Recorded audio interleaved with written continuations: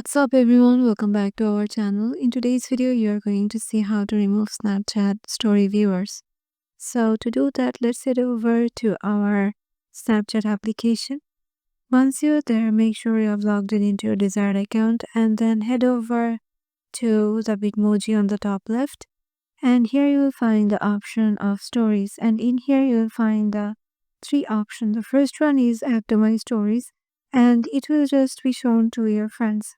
And the second one is new private story. It means you can select a few people who you want to share your story with.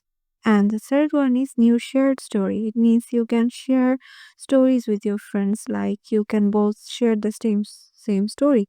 So if you want some selective people to see your story or want to remove some people from your story, you have to just post on your private story, and here select the people you want to uh, enable to watch your history, watch your story. So just select them and then just use or make new story and post it on private story.